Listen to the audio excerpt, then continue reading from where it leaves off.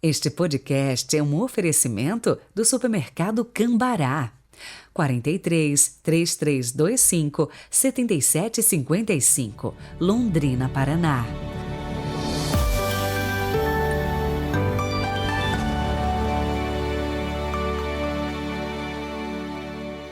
Terça-feira, 20 de setembro de 2022, iniciando mais um podcast neste dia festivo. A igreja se veste de vermelho para celebrar os mártires Santo André Quim e seus companheiros. E tem também o 7º dia da novena do Padre Pio, logo mais às 9 da noite. Hoje vamos rezar pelos desempregados. Já vai colocando as suas intenções nos comentários do nosso canal do YouTube, Peregrinos do Rossio, ou então através do nosso Instagram, padre.heriberto. Participe, rezemos.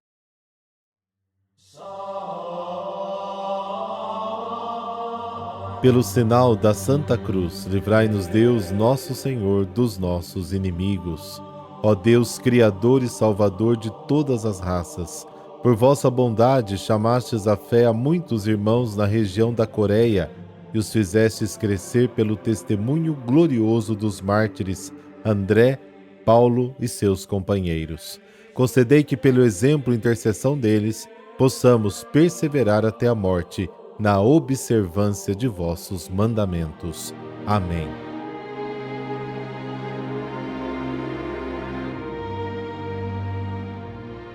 Lucas, capítulo 8, versículos de 19 a 21.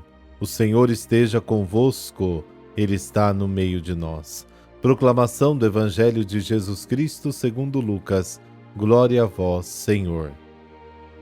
Naquele tempo, a mãe e os irmãos de Jesus aproximaram-se, mas não podiam chegar perto dele por causa da multidão. Então anunciaram a Jesus: Tua mãe e teus irmãos estão aí fora e querem te ver.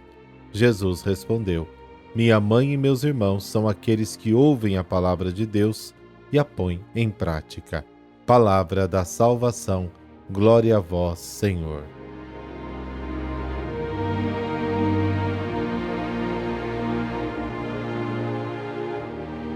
O Evangelho de hoje apresenta o episódio em que os pais de Jesus, até mesmo sua mãe, querem conversar com ele, mas Jesus parece não lhes dar muita atenção.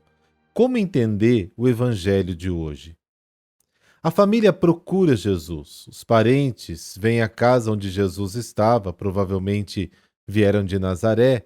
De lá até Cafarnaum, a distância é de cerca de 40 quilômetros. Sua mãe estava com eles. Provavelmente não entraram porque era muita gente, mas mandaram dizer: Sua mãe e seus irmãos estão aí e querem te ver. Segundo o Evangelho de Marcos, os parentes não querem ver Jesus, querem levá-lo para casa. Marcos capítulo 3, versículo 32. Eles pensam que Jesus enlouqueceu. Também capítulo 3, versículo 21.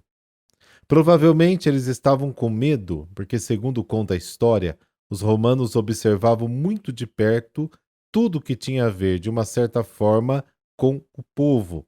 Atos capítulo 5. Em Nazaré, nas montanhas, era mais seguro do que na cidade de Cafarnaum.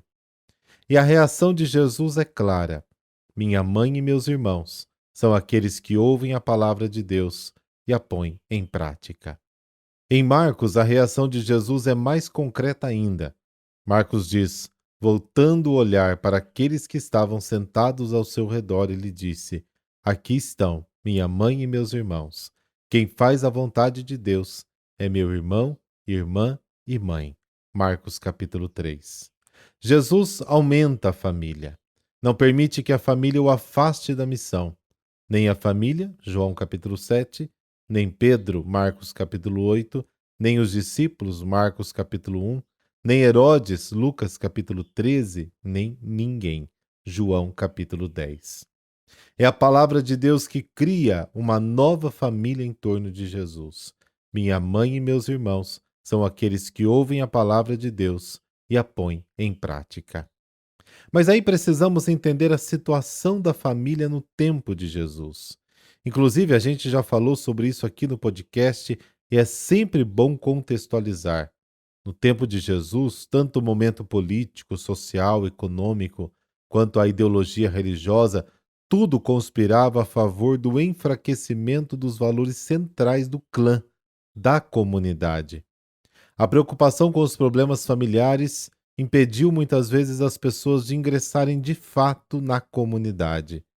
Pois bem, para que o reino de Deus pudesse se manifestar novamente na convivência comunitária das pessoas, elas tinham que ultrapassar os limites estreitos da pequena família e se abrir à grande família, à comunidade. Jesus dá o exemplo. Quando sua família tenta se apossar dele, ele reage e aumenta o conceito de família. Ele cria comunidade. A expressão irmãos e irmãs de Jesus não se refere a filhos de Maria propriamente dito. Na língua semítica, a palavra irmão e irmã pode significar qualquer parente próximo, um primo, uma prima, um tio, e até mesmo um amigo que se cresceu junto. Até hoje a gente diz, quando falamos dos amigos de infância, este é como se fosse meu irmão, este é meu irmão, e por aí vai. Mas o importante de tudo isso é perceber que a grandeza de Maria não está tanto no fato de ter gerado o Salvador no mundo no seu ventre, fisicamente.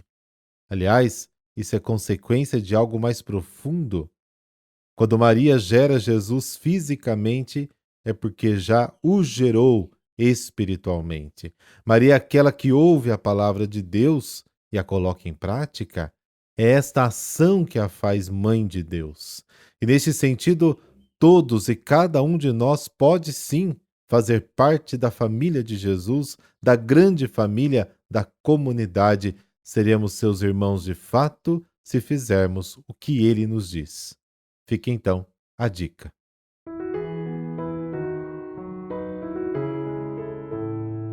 Santo André Quintaigon e companheiros mártires. A Igreja Católica estabelecida na Coreia tem uma característica particular. Nasceu da iniciativa missionária de leigos. A raiz do catolicismo coreana foram as comunidades chinesas. A expansão das comunidades na Coreia fez com que elas recebessem oficialmente um sacerdote vindo de Roma.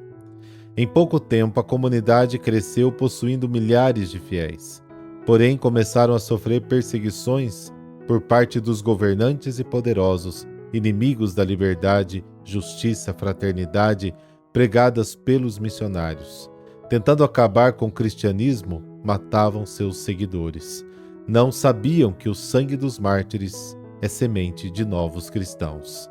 Entre os mártires que a Igreja canonizou na Coreia está André Quintaigon, o primeiro sacerdote mártir coreano. André nasceu em 1821 numa família da nobreza e profundamente cristã.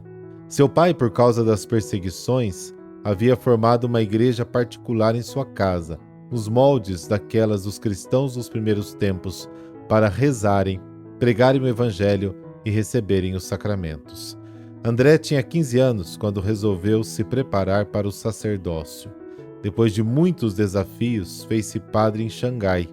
Devido à sua condição de nobre e conhecedor dos costumes e pensamento local, obteve ótimos resultados no seu apostolado de evangelização. Durante um trabalho missionário, André foi preso pelas autoridades coreanas. Num gesto de coragem, professou a fé em Cristo. Seu gesto custou-lhe a vida. André foi decapitado na cidade de Seul em 1846. Na mesma ocasião, foram martirizados 103 homens, mulheres, idosos, crianças, sacerdotes, leigos, ricos e pobres. Deus Todo-Poderoso, que destes ao mártir Santo André Quintaigon e companheiros a graça de sofrer pelo Cristo, ajudai também a nossa fraqueza, para que possamos viver firmes em nossa fé, como eles não hesitaram em morrer por vosso amor. Por Cristo nosso Senhor. Amém. Por intercessão de Santo André Quintaigon e companheiros mártires, dessa bênção de Deus Todo-Poderoso, Pai, Filho, Espírito Santo. Amém. Até a noite, para a novena do Padre Pio.